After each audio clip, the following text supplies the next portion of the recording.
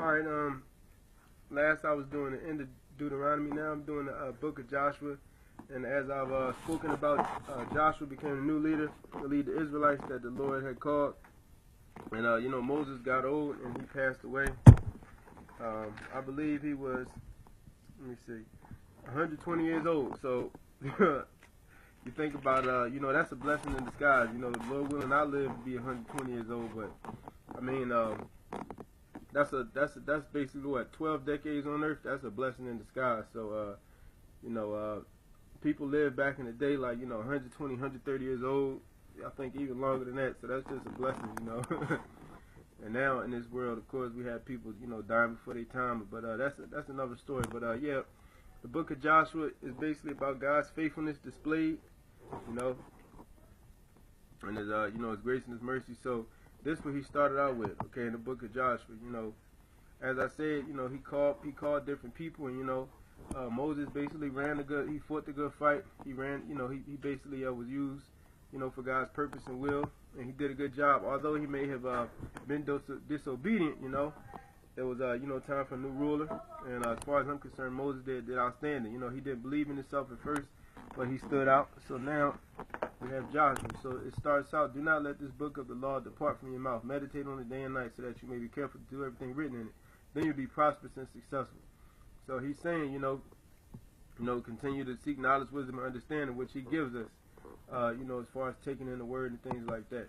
So starting off in the book of Joshua, it's mainly focus, conquest, and consolidation. Now, as far as conquest, that's basically the land that he was, preparing to, to put him in. Basically, they were preparing for war in Canaan, and that's the land. That's basically like, the promised land, or whatever, to start off with. And consolidation, Caleb and the Levites and Joshua, whatever the case may be. Caleb is one of the people that was loyal to the Lord when they turned on him. He didn't turn on him like the rest of them. And, the Lord said he would grant him land, so he came back, as I spoke about earlier.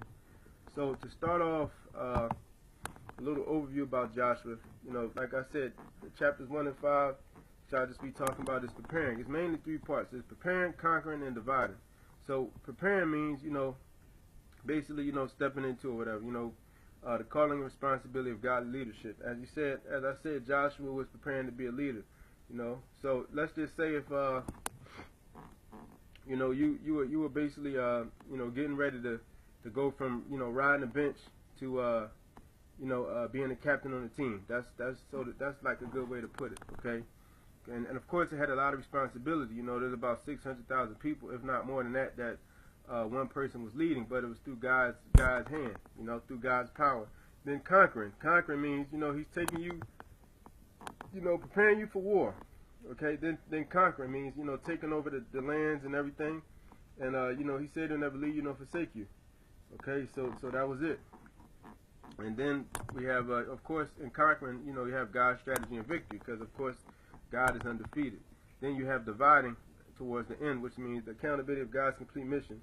So that's sort of like, our purpose in life, God getting you ready for the purpose in life, then conquering, basically, going through the trials and tribulations and the storms, and, to get to your destination, final destination, and then, just, you complete the mission. Basically, you live your life purpose, you live your life out, and of course, getting ready for, after, which is, up top. Well, of course, you don't want to go to, I don't think nobody in their right mind wants to go to hell, but, that's after, the afterlife. Okay, so this is just a brief picture about how, Moses had appointed Joshua, and, he got called, and he basically, the Lord, this is some of the things the Lord said to him. Okay, he said, wherever you set foot, you will be on land I have given you. And he gave him a lot of land. He said, no one will be able to stand against you as long as you live. For I will be with you as I was with Moses. I will not fail you or abandon you. Be strong and courageous, for you are the one who will lead these people to all the land I swore to the ancestors I would give them. Be strong and courageous. So, I mean, the ancestors, about David and Abraham, he promised them he would give them the land, and things like that. So that's basically, you think about all these people being led by one person, that's powerful. Okay, by the power of God. Now, to go into detail a little bit, Joshua basically, you know, he charged the Israelites. He called together different tribes, and they came together. And, you know, he was explaining to him, you know, how God is giving them a place of rest. You know, they're getting ready to enter the promised land, and things are getting ready to get better. You know, and you know, just to continue to stand strong and be united front, you know, and just keep pushing. Okay, so they were with it. You know, the Israelites, okay, we would do whatever you command us. We will go wherever you send us. We will obey you. And, you know, God will be with all of us, you know. So he was the same thing the Lord was telling him, basically, you know, to lead the troops. He was basically telling them, you know, the same thing, the Israelites. So, long story short, what it goes on is how Joshua, he sent out 2 spies, okay, to spy on some land, okay. Rahab basically is a prostitute, okay.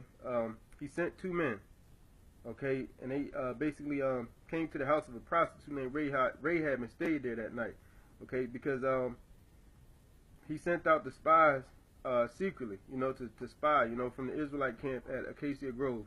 So he told them to look over the land and basically, you know, on the other side of the Jordan River, okay. So basically, they were there, okay. Rahab, she was a known prostitute or whatever, okay. We all know what a prostitute is, right?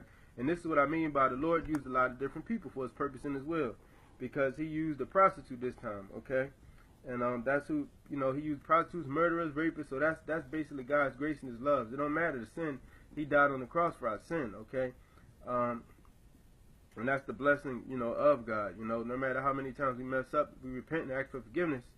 You know, he'll forgive us for our sins. But of course, the goal is to not keep doing it.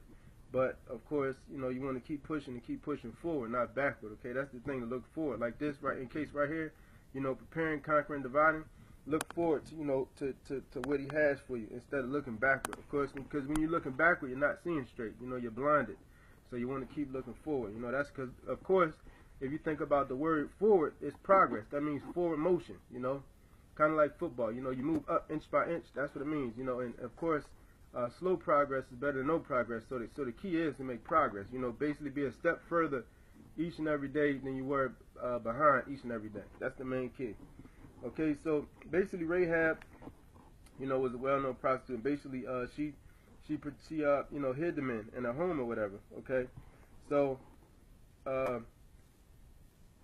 she knew that the Lord had given them land. Okay, and she was afraid, and basically she knew how the Lord made a dry path through the Red Sea for them. Okay, and she heard about the different stories and everything, you know, of how they conquered lands and things like that.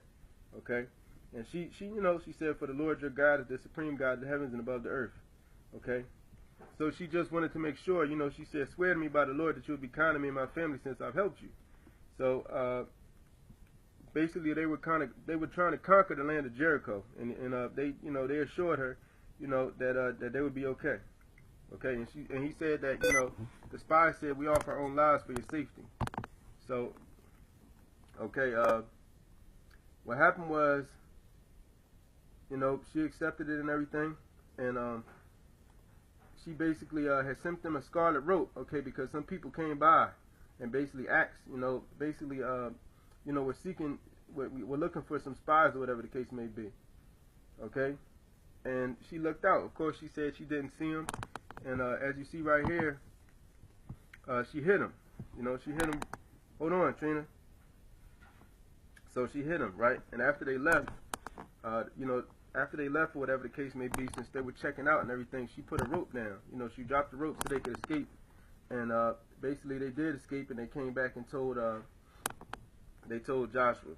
So that's just a blessing or example of how, you know, God could use anyone, you know, for His purpose and His will.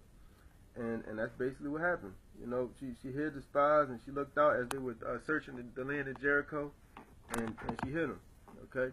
So now the Israelites, they crossed the Jordan River, and they left Acacia Grove, and you know, they went through the camp.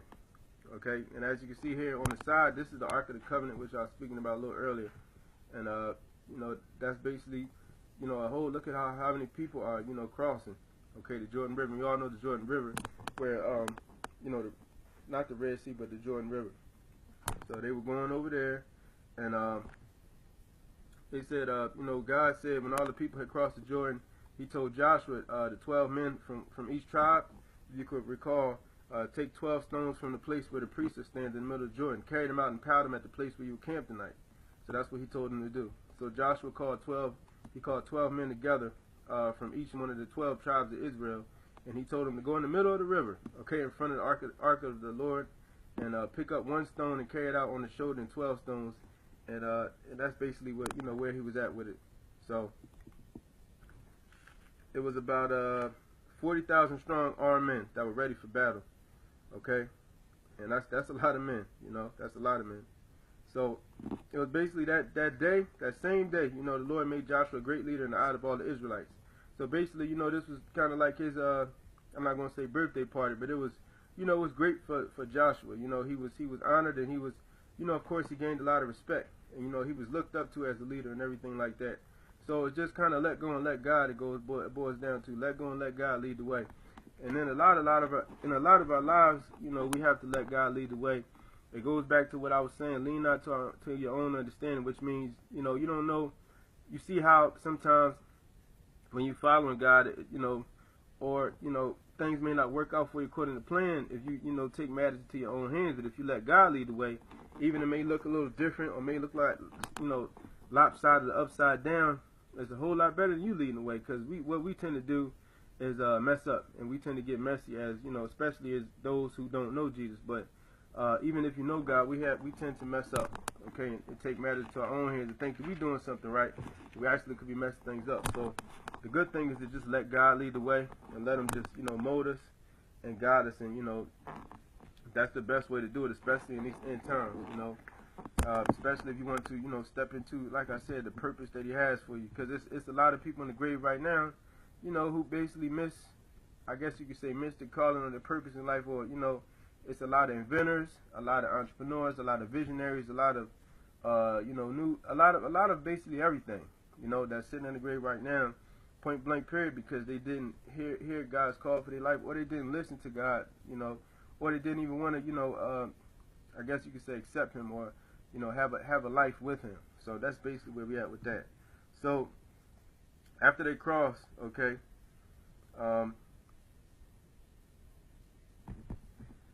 it talks about fear also, okay, and the reason why I said that, they crossed the Jordan on the 10th day of the first month. So what they did, they camped, and they piled up, you know, Joshua piled up 12 stones from the river, and then Joshua said to the Israelites, in the future, your children will ask, what do these stones mean?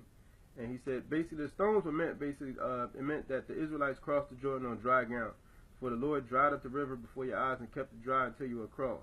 So that's basically what it meant.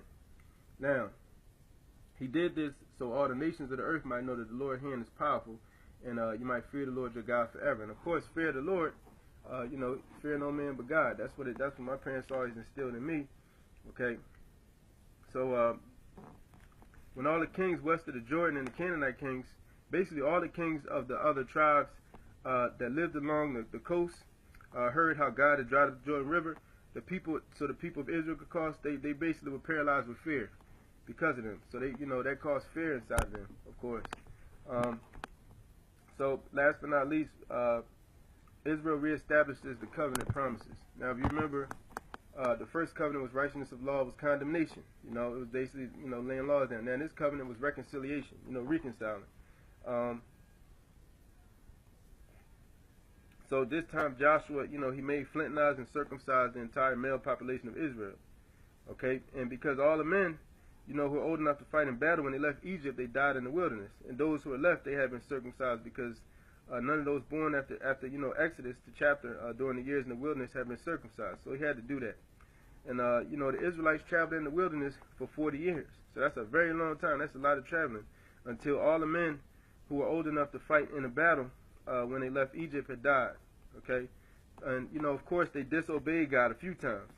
And the Lord vowed that he would not let him enter the land. You know, he vowed, he said that he would not let him enter the promised land until, you know, they swore to, you know, basically, you know, get circumcised or whatever. And he said he wouldn't until they, you know, get themselves together, of course.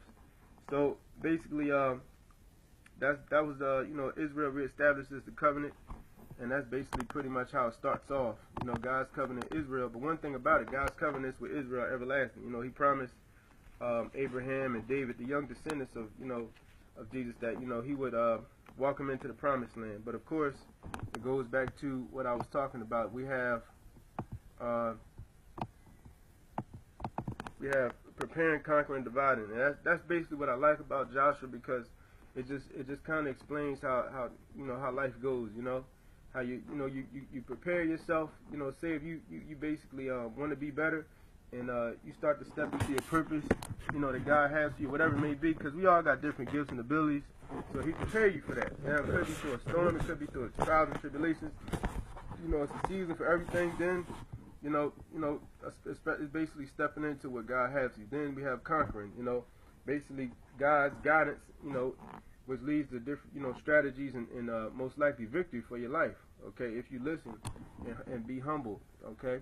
We're not hard-headed. And there's a difference between humble and hard-headed, because it's not, of course, it doesn't mean the same thing, but being humble, of course, is a whole lot easier than being hard-headed. Because hard-headed, of course, what do you have to do? You have to do the same thing over and over and over again until you finally get it.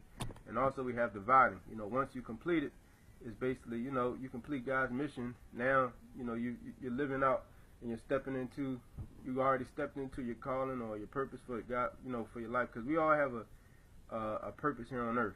Okay, now of course the smart thing to do is to figure out what that is before we leave here, but the only way we can do that is by listening to Jesus and by being humble and not hard-headed throughout life. Because of course we want to take things in our own way, in our own mind sometimes, and sometimes that can be through just listen. Sometimes we listen to the world, and that's, of course, He said, be not of the world. But it's so many distractions out here, influences, negative influence as well, and it's a little bit of everything. Basically, that can knock you off. Knock you off of not being prepared. And basically missing things right in front of you. Something could be, it's like, say something could be dangling right in front of you. Like, I'm here, follow this way, but you want to go your way, and that's basically being of the world. So that's the smart thing to do, is just to basically that's what we start off preparing. So next time I'm gonna talk about conquering, basically what happened, and God, how God uses different strategies in victory. Of course, the Lord gave them, as a rule of Joshua, the same with Moses, power and authority, to take over different lands and conquer lands and everything. They traveled in the wilderness for 40 years thus far. 600,000 people, so that's a lot of people. Just going back and forth, fighting wars and just taking over things. So basically, it's just kind of the beginning of basically stepping into Joshua, stepping into his purpose and being called from the Lord to be a leader and to lead the Israelites, into the promised land, which is, so we'll stay tuned for the next video. Everybody stay humble, stay blessed, and stay safe.